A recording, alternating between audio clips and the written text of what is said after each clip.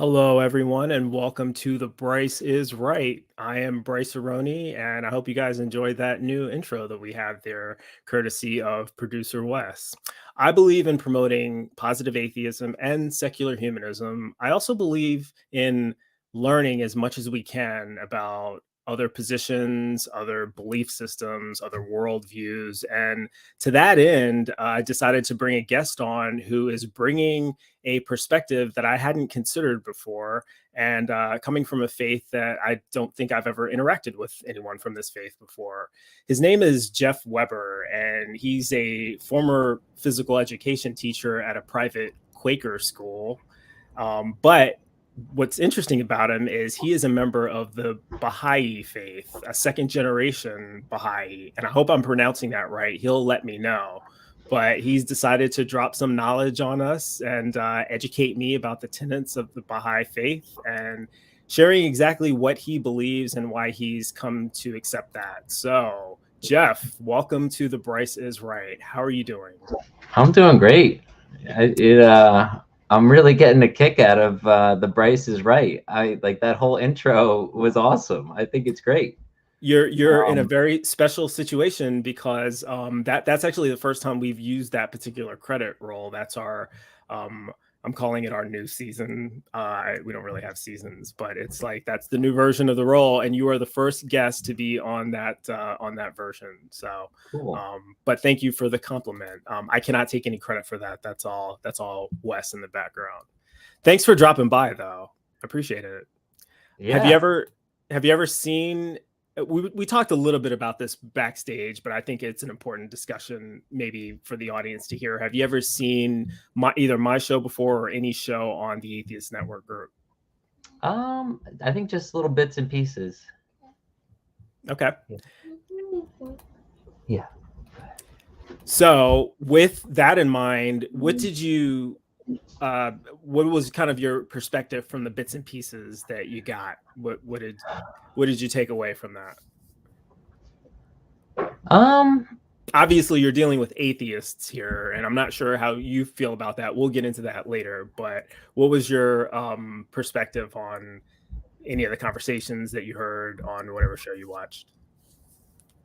well, I think I've actually watched it. The last one I watched was someone that might have actually been Christian, Mm-hmm. and but I don't know, gave a very small percentage that he believed God existed, maybe 1%, but that he mentioned that 1% was really important, that there was a chance there. You know, I I think since I've become a moderator of Let's Talk Beliefs group, which there's a good amount of people that are atheists in, Mm-hmm. I've had more exposure with people that um, are in that belief system uh, more than I ever have in my life.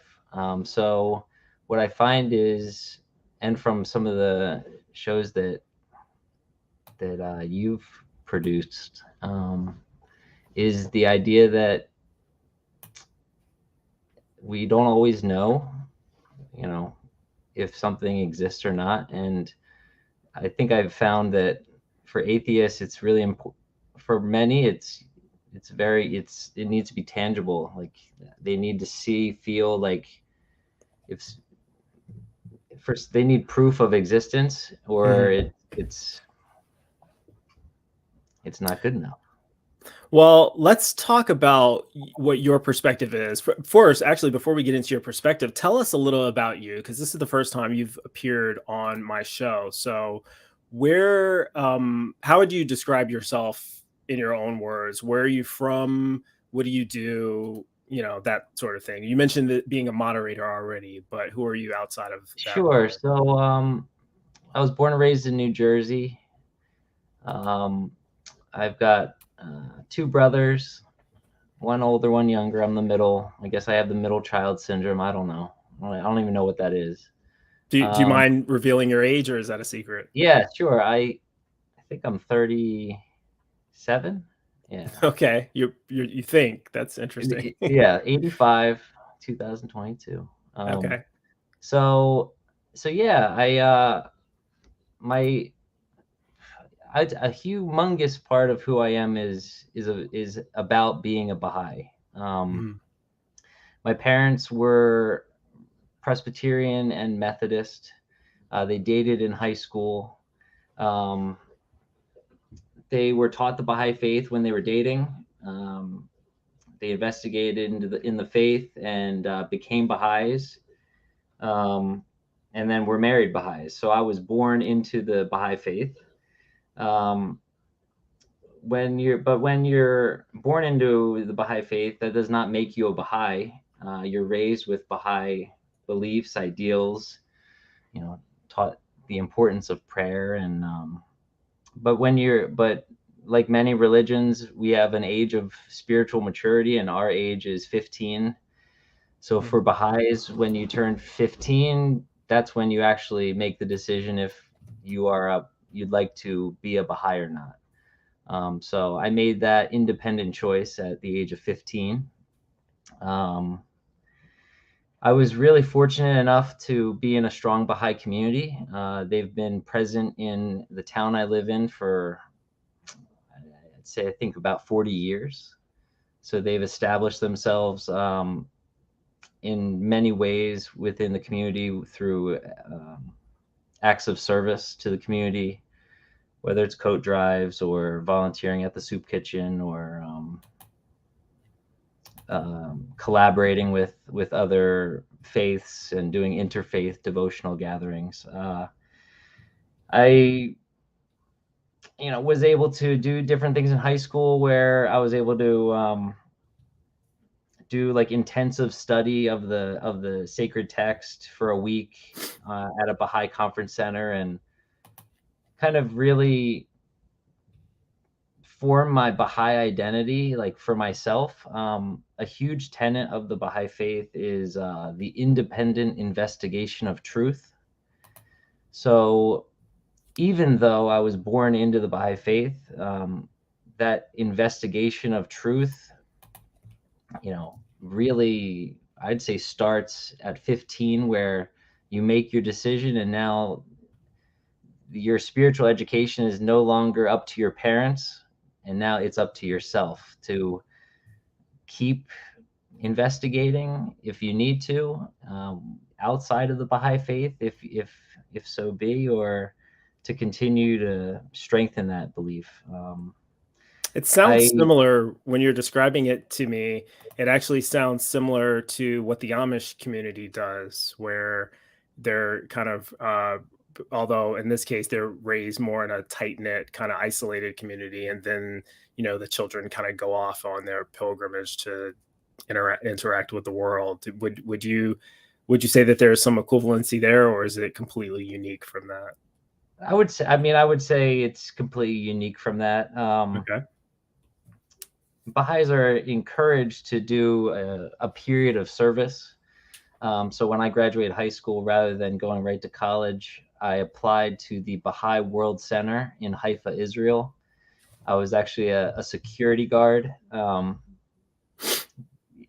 you know, guarding these properties, letting people in the daytime. We would welcome many tourists in the daytime, and I got to serve with people from all over the world, which was incredible. And I was able to come home, and I was in locations that Baha'is get to go to on when they go on pilgrimage to visit these holy sites. So to live in this locale for over a year was pretty incredible. Mhm. I'm curious about some of the tenets of the Baha'i faith. You talked about this idea of independent investigation, but what is it that people from your faith actually believe in terms of Sure. theistic beliefs, beliefs in Yep. God? What is it that you would say that you believe So about? so Baha'is believe in the three onenesses. They believe in the oneness of God, they believe in the oneness of religion, and they believe in the oneness of mankind.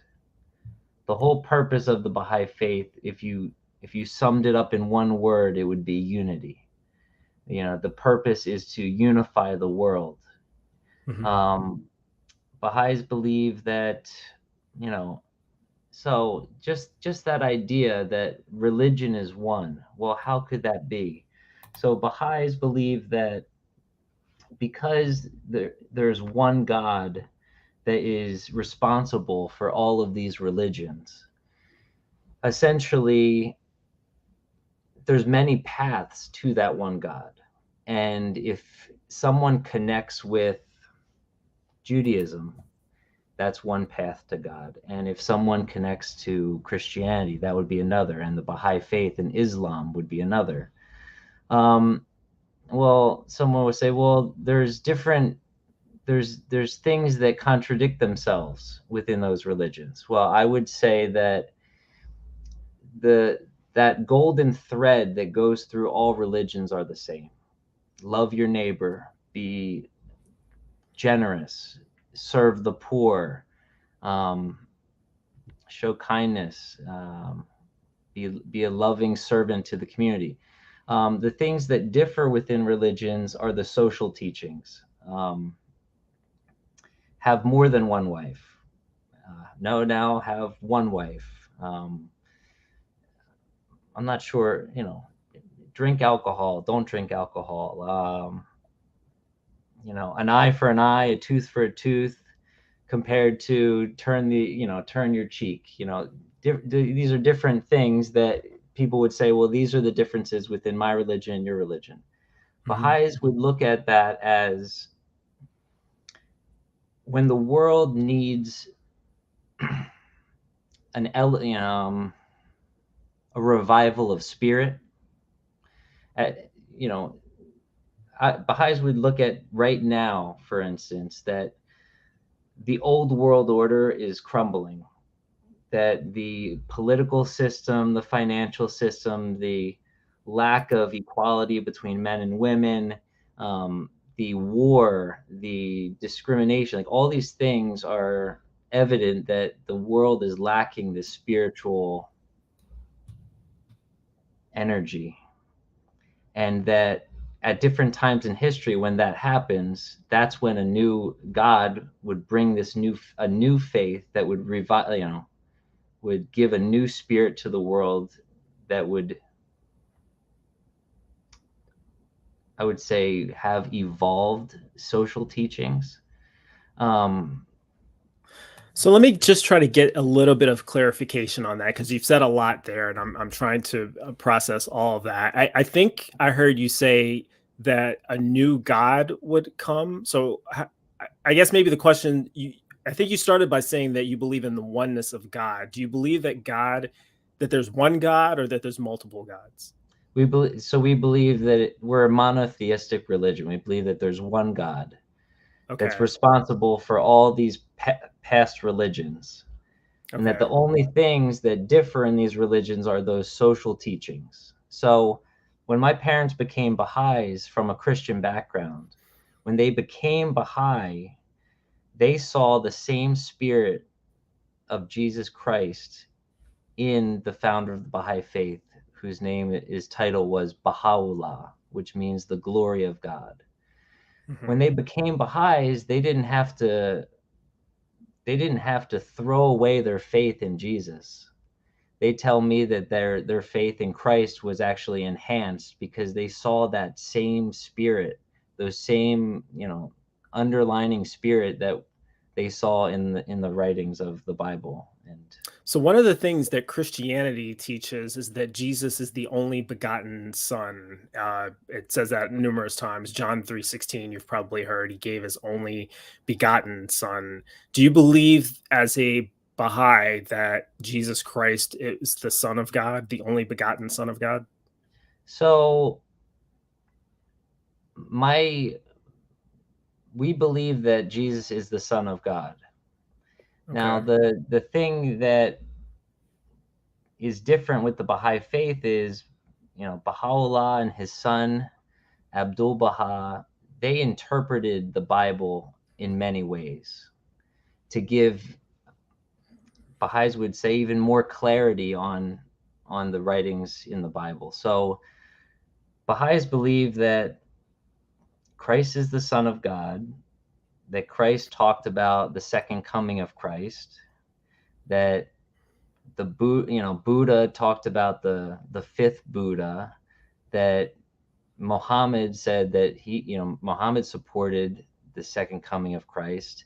So Baha'is believe that, that Baha'u'llah had that same spirit of Christ. In no, not that Christ is here and Baha'u'llah is here or Muhammad is here, but that all of those prophets had essentially that same spirit. Do you think that the prophets taught different things, though? Like, do you think it was that some of the differences in the religions could boil down to the differences in their holy text?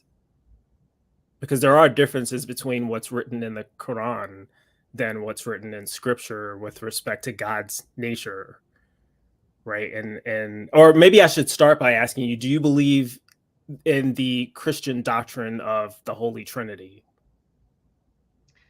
So I've heard of the Trinity. I don't Okay. have a lot of personally, I should have more um, knowledge about the Trinity.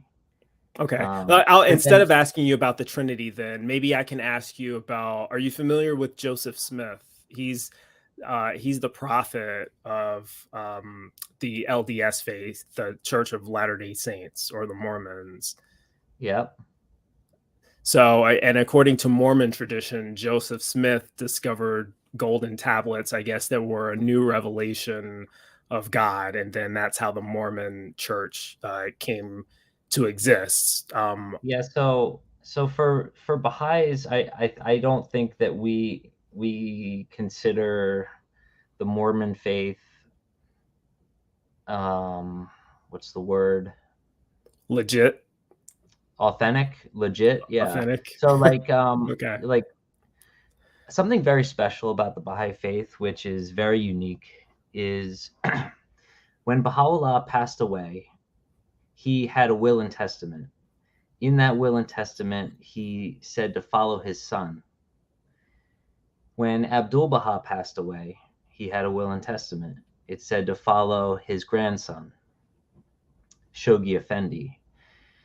In Shoghi Effendi's life, his mission was to spread the faith throughout the world so that the Baha'i community would be in a position that they could elect a universal body that would represent the administrative order, the head administrative order for the Baha'i faith. Because of that covenant, that those will and testaments, there is only one Baha'i faith. Um, and in Islam, you've got the Shiites and the Sunnis, because there was a split right there. And in Christianity, I don't even know if anyone in the world actually knows how many sects there are. So um, I thought that was something important to tell you, because um, that's something that, because of how the Baha'i faith is only about 100, almost 200 years old. It originated in 1844. So one of the incredible things is the volume of text that the Baha'is have is unlike any other faith in history. When Unlike it, and Baha'u'llah, I'm sorry, maybe you were about to answer this, but when you say it's unlike any other faith, unlike any other faith in what way? that's exactly what I was going to say. So Christians have the Bible. Islam has the Quran. Um, Judaism has the Old Testament. Baha'is, when Baha'u'llah was having divine revelation, where it was just a stream, a flow of information leaving his body, he had multiple secretaries around him that were just writing down everything that was coming out of his mouth. He would sometimes, this would go on for hours at a time. After he revealed what he revealed, he would go through and check every single word, making sure that everything they put down on paper was correct. And the Baha'i community has all of this, all of these writings, spanning his 40 years of ministry, most of which he was imprisoned for. It originated in Iran in the Persian Empire. So when Baha'u'llah and his predecessor, the Bab, which means the gate, there was actually two manifestations of God with the Baha'i faith. One was a very short amount of time, only 9 years. The Baha'i faith was so different from Islam that there needed to be actually a religion before the Baha'i faith, because from Islam to the Baha'i faith, it was so drastic of a change that it actually needed this bridge. So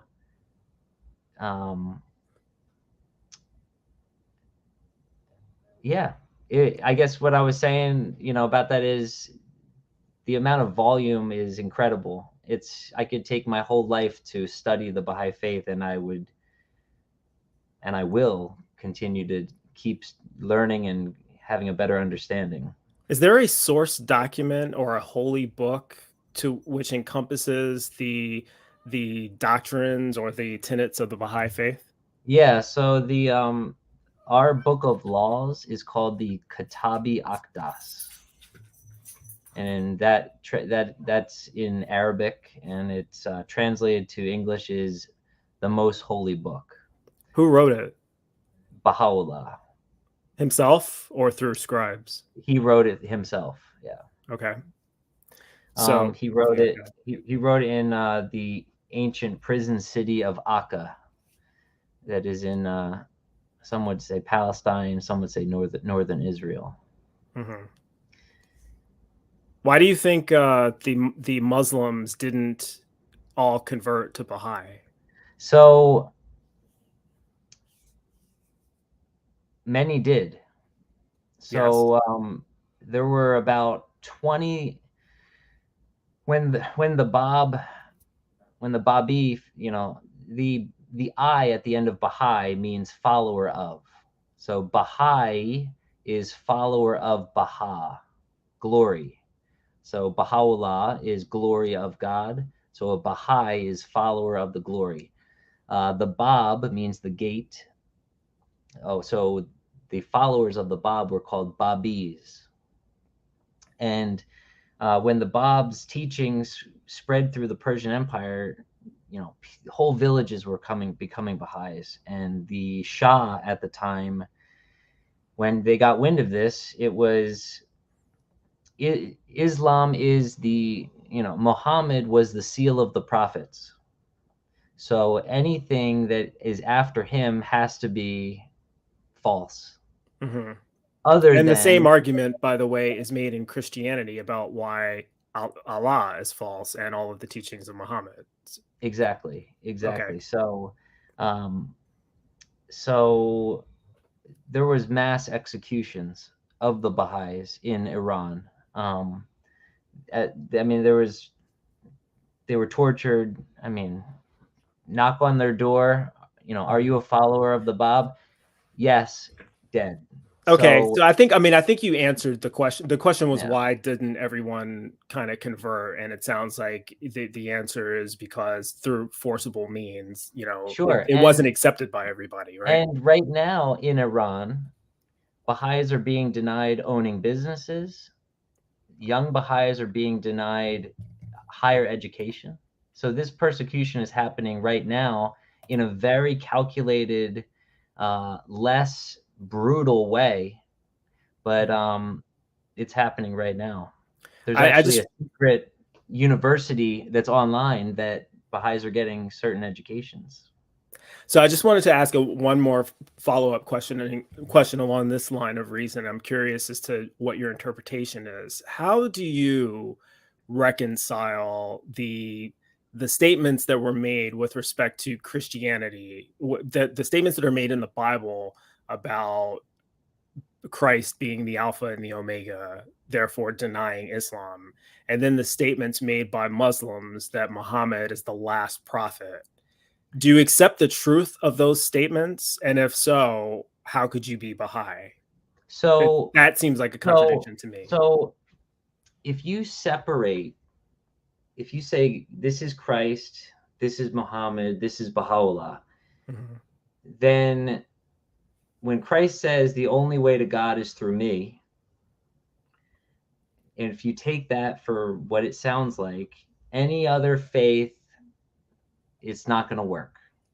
Mhm. But if you think of it like Christ, the Spirit of Christ, in the sense saying the only way to God is through me being that spirit, that same spirit that's found in Muhammad, in Baha'u'llah, speaking, thinking, broadening the vision and saying, right now, I'm the most recent messenger of God. So the best way to God is through me.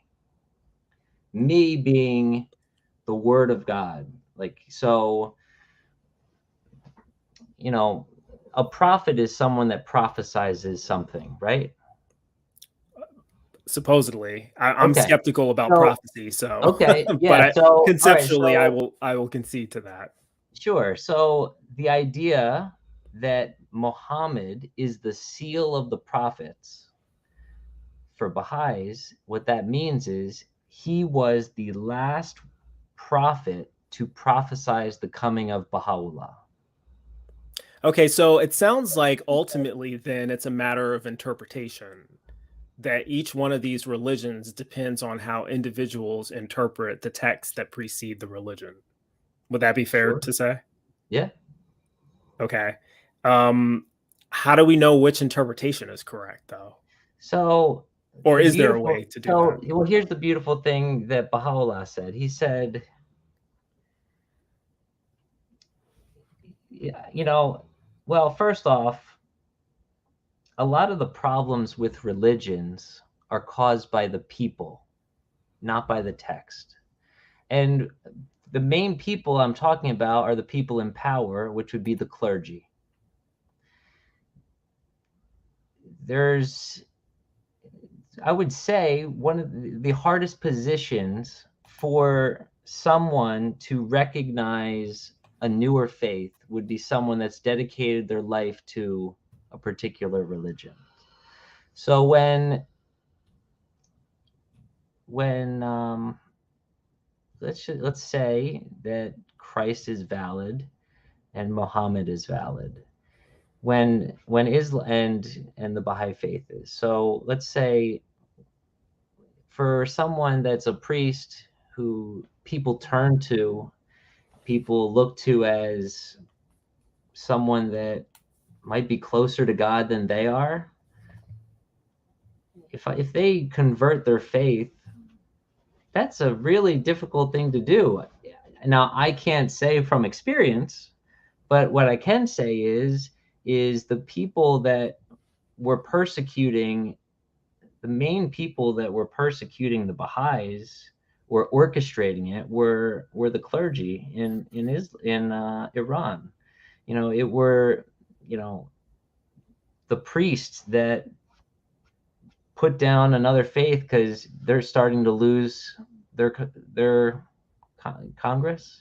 They're, I have no problems with the idea that clergy in these various religions are corrupt and not necessarily trustworthy. I had no problem with that when I was a believer. I certainly don't have any problem with that as a skeptic. But I'm wondering, do you think I'm conceding that there are problems with clergy, no doubt. Do you think that there are any problems with any of the texts, though? Or do you think that all problems existing that result in contradictions between these beliefs are the result of well, the clergy? Do you think that the texts in any way are contradictory to each other um, or to themselves? well, what's interesting about the Bible, as an outside person that's never been Christian, haven't really studied the Bible because my own faith has tons of literature. Um, Probably hard to get to if you have so much, if there's so much content to digest in the Baha'i faith, it'd probably be hard to get through the Bible and the Quran and the Book of Mormon and all of these other books Yeah, too, I imagine. yeah. For me, reading those, it's more for having an understanding of how other people believe Hmm. than like I'm so content with my own faith that I've never looked elsewhere. But that's not to say that at some point in my life I won't, Right. because because this very prestigious Baha'i, when they were on their deathbed, they asked another Baha'i to pray for their dying breath. And what they meant by that was someone that's lived their whole life serving the Baha'i faith, they still ask someone, please pray for my steadfastness, that in my last breath, I won't have any doubt. I think that's important because I just told you that I've never doubted my faith, Hmm. but people have traumatic things happen to them. And we can't be assured that any belief that we have in us is going to be there forever. Um, Would you so consider for, yourself a skeptic? no, Okay. no. Um, but to answer your question, because I kind of got off track, and I'm sorry that I can easily do that. That's okay. And then we have a couple of questions in the chat too, but I'll go ahead and Sure. let you finish that one. There's I think there are some things that I understand more than Christians do because About what? of like about Christian text Okay. that I believe the Baha'i faith has shined a light on for like the true meaning of it. Um, I think there's a lot of things in the Bible that the Christian faiths take literal when they're meant to look deeper and be more figurative. So when you look at certain things, like in that sense, that I don't agree with everything that most Christians believe to be. Hmm. I believe to look at it in a little different light.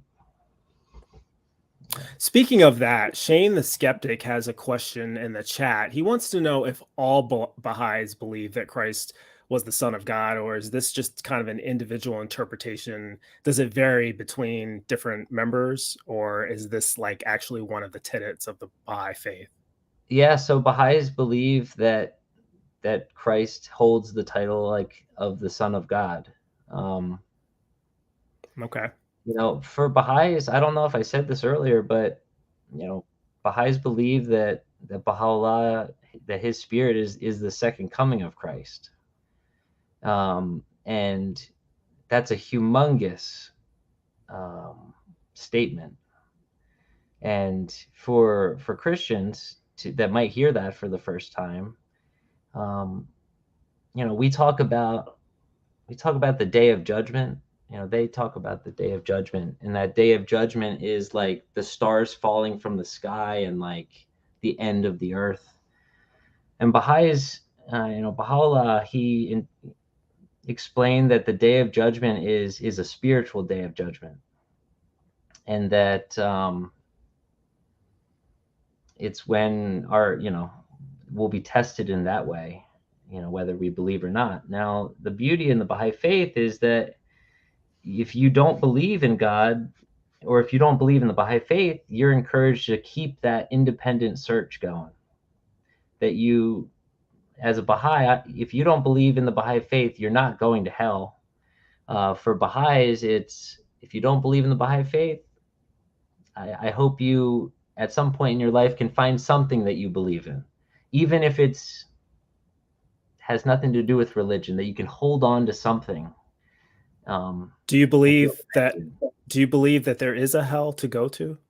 So Baha'is believe that there's no separation between heaven and hell. Baha'is believe that every human being has a soul, that the soul connects to the body at conception, and that when we physically die, that connection with our body is gone, and that our soul would return closer to God. So go to a spiritual world. We in the Baha'i faith, we call it the Apa kingdom. For Christians, it's heaven, but we believe it's the same thing. We don't believe that hell is different than heaven.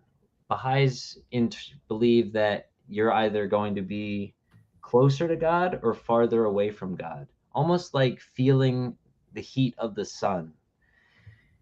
If you're closer to the sun, you'll feel that warmth, that love. If you're farther away from it, it'll be cold and it'll have less of an impact on you. But saying that, Baha'is also believe that there's a writing in the faith that says, I had it memorized at some point. It says that every person, every soul will go through all the worlds of God until they're in the presence of God. So even if someone lives a horrendous life on this earth, that person's soul, they will progress through these spiritual worlds of God, just like someone who lived a wonderful life. The road might be harder, but they will end up spiritually, moving through these worlds. Okay, let me ask you some questions, some more questions from the chat. Actually, we've got one from Manager. She wants to know, what does the Baha'i faith teach about evangelizing or proselytizing? Is this something that you go out to try to convince other people to join, or is it different from Christianity or Mormons or Jehovah's Witnesses in Yeah, particular? yeah, that's a good question. So Baha'u'llah,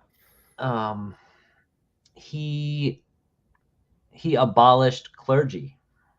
Now Baha'is have we have an administrative order that is elected bodies at the local, national, and international level. But because there's no clergy, we have these local spiritual assemblies that would act as clergy would. They would help conduct marriages, marriage counseling, do community events. But for Baha'is, since we don't have clergy, Baha'is take on the responsibilities of the clergy. So that would be to educate ourselves and to teach the faith. So if I meet someone and we start talking about religion, I'm going to talk to you about the Baha'i faith until we naturally stop talking about it. If at any point you say like, yeah, I'm not really interested, I'm not going to push the faith anymore beyond that point. Do you ever approach people specifically with the intent of bringing it up and discussing the Baha'i faith? Yeah, I have done that before. But like not in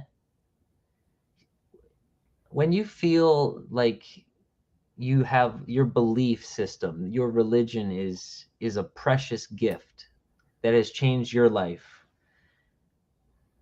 It's hard not to want to share that gift with somebody else if even if a little window opens to kind of mention something to somebody, because I wouldn't be a Baha'i if a woman that was going to pioneer to Chad, Africa, if she didn't go to a New Jersey beach on the day that my parents went to the beach, and she went to the beach to teach the faith, like as her sole mission to practice teaching the faith before going to Chad, Africa. And she changed my life, my parents' lives, my brother's life, now my children's life. So I do respect the idea that if you feel something you have is so precious to try to put it out in the world. Aaron Colson has a question. He wants to know, if Baha'i was not true, would you want to know? Absolutely. So there's a tenet in the Baha'i faith that says, truthfulness is the foundation of all human virtues. Okay. So without truth, you can't build anything. It's a lie. So if there's anything in my life, whether it's the Baha'i faith or something else, if it's a lie, I want to know about it. So yeah, if the Baha'i faith, if if yeah, if I come to realize at some point, like, this doesn't feel right, like I want to have that. I don't want to just be blind to, once you say I'm a Baha'i, you're not a Baha'i your whole life. You need to strive to be a Baha'i your whole life. There was I actually saved a quote on, I don't know, a couple weeks ago, after I knew that I was coming on this, and this quote read so beautifully. You mind if I share it? Go ahead. It says, now this is a quote from Shoghi Effendi, the great grandson of Baha'u'llah. He said, "The Baha'i faith is above all a way of life. It is not a mere philosophical or social doctrine. It is a closely knit and harmoniously functioning community, a worldwide spiritual fraternity which seeks to reform the world first and foremost by bringing about a deeper inner spiritual change in the hearts of the individuals." In the heart of individuals. So, we have one more question from the chat here before I get back to my a couple of questions I wanted to raise. But John Christian wants to know what the Baha'i faith views are on Vedic teachings, and if you know what that means, feel free to elaborate. I actually don't understand the question, so if you do, I to be honest, I wish I knew what Vedic teachings were. maybe you could elaborate for us, John, if you want to come back to tell, maybe present one of those teachings, and we can see if Jeff knows about it, and we can consider that. But I did want to ask you a question, Jeff, about this idea of independent investigation of the truth. You said that that was important to you as a member of this faith, and that this happens at around 15. For you, you said 15 years old. What is special about the age 15 in the Baha'i faith? Why is that the age at which you start looking at other religions or other worldviews, I should say? Yeah. Well, I don't know the particular age of all the different spiritual ages of maturity where kind of big religious things happen.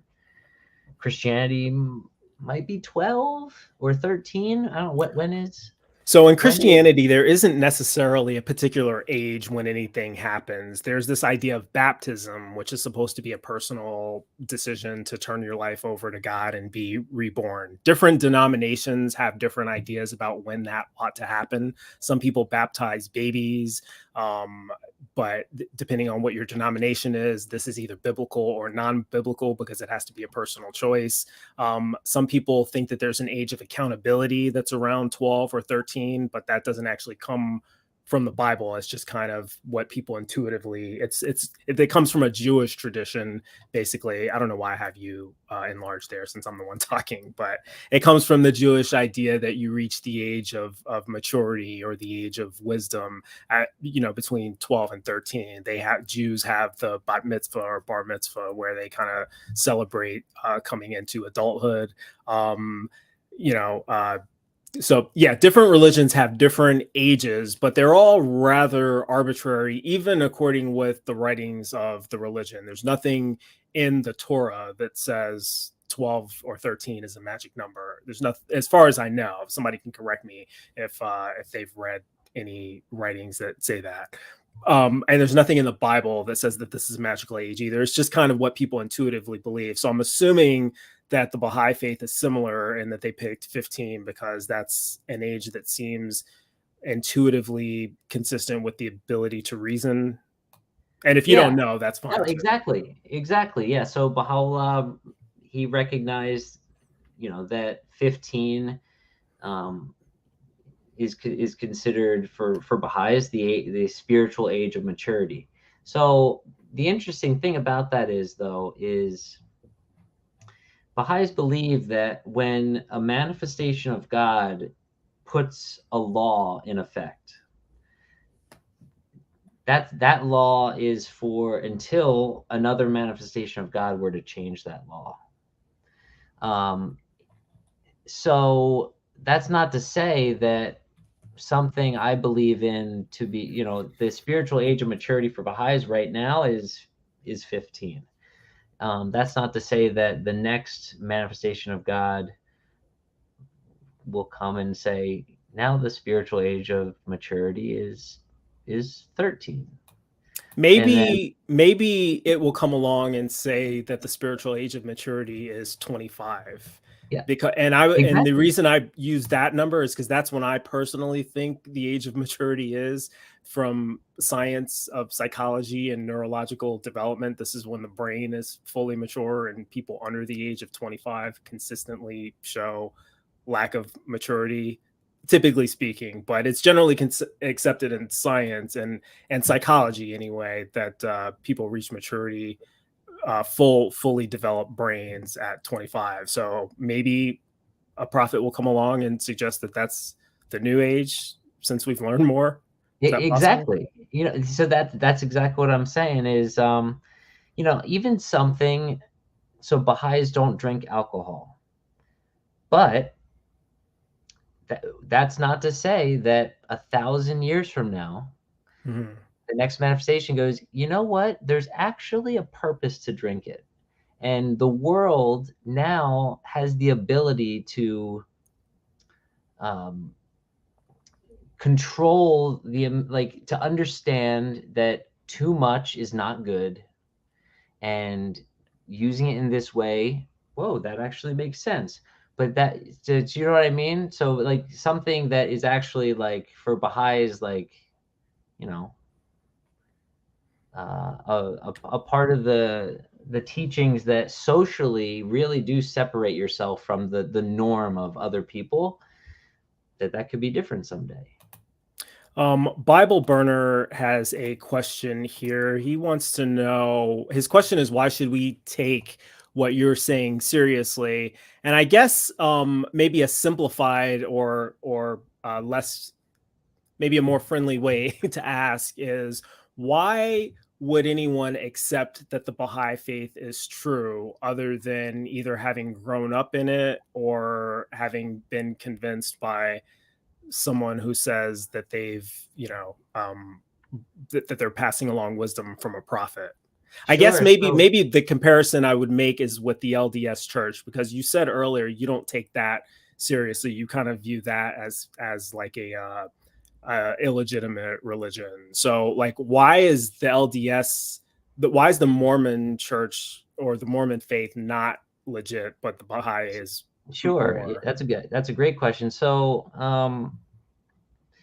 so for Baha'is, we believe that in the, I guess, is it you say the Abrahamic. Abrahamic religions? Yeah, so that would go, Krishna, Buddha, Zoroaster, Abraham, Moses, Christ, Muhammad, the Baha'u'llah. So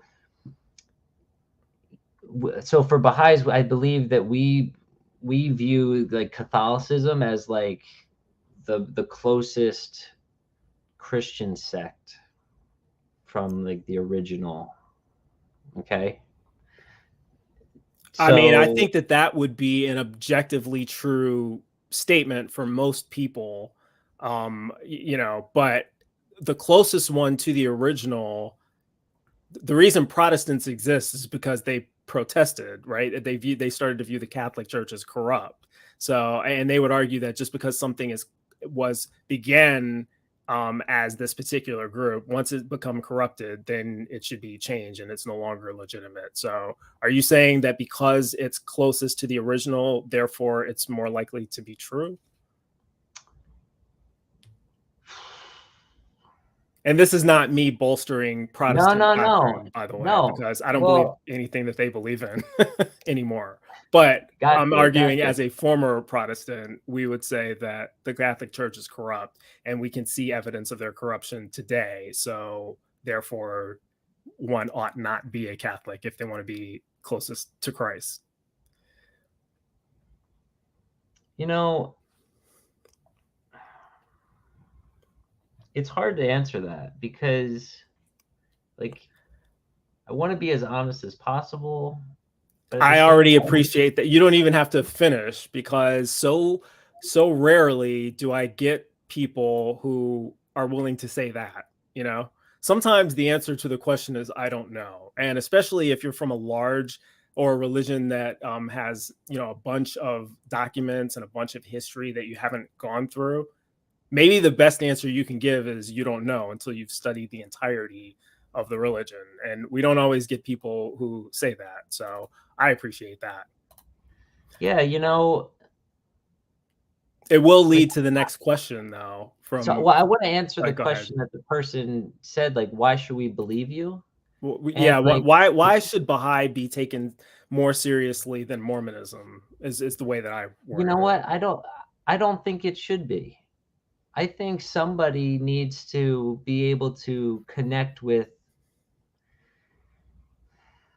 I think it's important to search for something.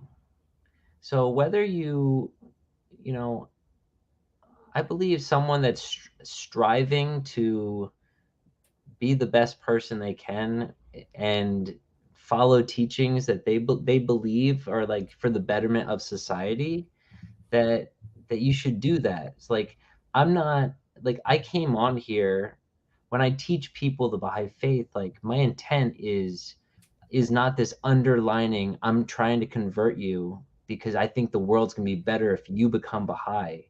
Mhm. Like, I'm trying to offer a way of looking at life. And if you take it, great. We can be side by side and like try to build this new world together. But if you don't want to, like, keep looking, because I want to work with you just as much to build this new world together. So, Well, I like, definitely want to work with people who have that point of view. And with that in mind, we have a couple more minutes left, but I just want to say so I don't forget, you're definitely invited back, because my goal is to promote secular humanism. That's one of them anyway. And secular humanism is about bringing people together in the name of humanity. And it sounds like your goal is not too dissimilar from that one. So I'm assuming when you say, you know, when you talk about people searching for truth, that and trying to do the right thing, that would include atheists, or do you reserve that only for religious people? no, absolutely. So Because the I've teachings I follow are secular, but Sure. So I've actually I've told, when I've talked to people about religion, like, and I have a lot in my life. It's mhm. something I really enjoy doing, and I find out that someone is atheist.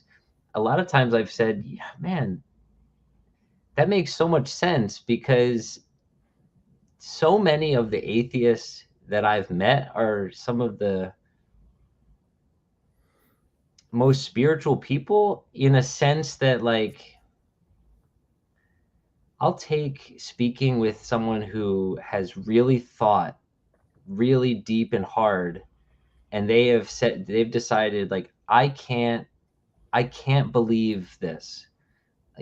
I'm agnostic, or I can't say I believe at all.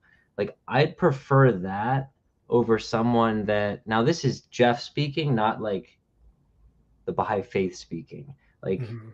I would take that over someone who just blindly follows faith, like, that claims they are something because they were born into it and they're just going to walk through the motions. I find that people that have gone through like the legwork of like really digging deep to say, like, to decide for themselves, do I believe in something? And the answer is no. I'd prefer being with somebody that feels that way, because the idea is, let's try to find something. And if you don't, don't give up. you might like I'm gonna keep trying to fulfill a Baha'i life. I'm not just gonna like sit back and be a Baha'i. Like I want to keep striving, and I think an atheist should keep striving to enhance their belief. Maybe not in the sense that finding something that they can grab onto and say, I believe this. You know, a few moments ago, you were about to compare your beliefs with those of the Catholic Church and suggesting that you think maybe that's the branch of Christianity that yours is closest to. Have you ever heard of Unitarian Universalist Church?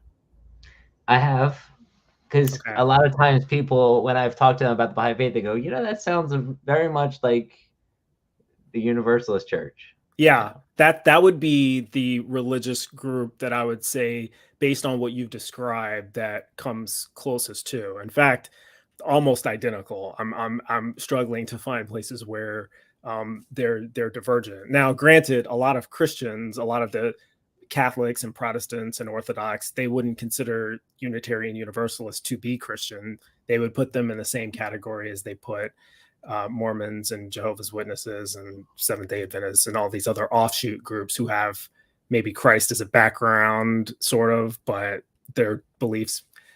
You know, that the biggest difference is that the traditional Christians, mainstream Christianity, they interpret that passage about Christ being the truth, the life, and the way. No one comes to the Father except through me. They interpret that literally. Um, and so and we have a super chat from Asexual Atheist, who I have not talked to in a long time. So good to see you. She wants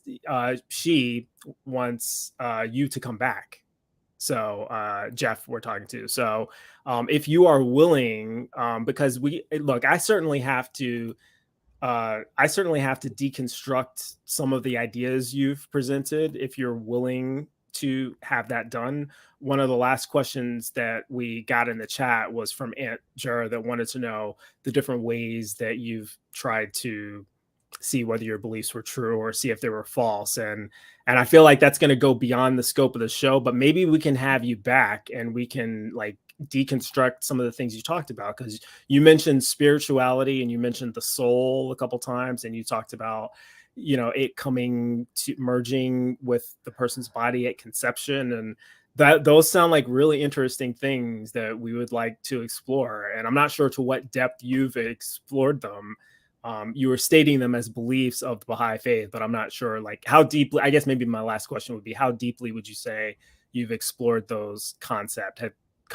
Have you actually looked into them and to see whether or not they made sense to you, or did you just accept them at face value and focus on other things? I mean, I would say for some things, I talk about certain things with people on a somewhat regular basis, and I'll do that for the rest of my life. So that journey of, what's the afterlife going to be like? What is, what's it, I mean, Is there going to be an afterlife? That is another is there question, going to be? right? What's the purpose of life? Like these things, they're going to be explored for a long, long time. For me, like with the idea of conception, and that being the moment where a soul is like attached to a body, to me, that just made sense. That, well, why would it, well, there's some people in the world that say abortion is okay if it's after this point, because there's no soul there. Like the soul just pops in there, like when it comes out of a woman's like body. To me, that doesn't make sense. It's like, oh, well, yeah, like when this like little cell starts having life and growth, like Just that for makes. clarity, when you said some people, you mean some religious people, right? People who believe in a different religion than you. I'm assuming that's what you You meant. know, th- for me personally, when you believe that Baha'u'llah is who he says he was, like you might not agree with every single thing in the Baha'i faith, but what you do agree with is the origin of those teachings you believe are from God. So in that sense, it's humble. You need to be humble and say, like, I'm gonna agree that I don't know everything, and there's some type of spiritual wisdom that I'm gonna follow this teaching because I recognize to me, I believe this is of a higher being than myself, and I'm gonna follow this. Um, And so see there's where it some, leads you. yeah. What's So, that? and see where it leads you, Yeah, because yeah, so exactly. it's definitely going to lead us to another show because we're out of time right Let's now. do it. But you said one of my favorite things, which is I don't know, and I always have to give credit where credit is due. Jeff Weber, thank you so much for appearing on The Bryce is Right. Thanks to everyone who participated in the chat. I didn't get a chance to call everyone out, but ran a little short today. We have another show coming up on Tang that I should be migrating over there after this one. But yeah, Jeff, you are welcome back for sure. We will set up a date and we will deconstruct the idea of soul and also talk about some of the other things that we didn't get to, like morality and science and skepticism and all of that stuff. But if you guys like this show, do me a favor and hit the like button and also subscribe to Tang, the Atheist Network group, for more awesome secular content. Jeff, do me a favor and hang out backstage after the credits. And for everyone else, for Oz, producer Wes, Sunny Shell, my name is Brycearonee. Have a good morning, have a good afternoon, and have a good night. I will see you next time on The Bryce is Right. Take care.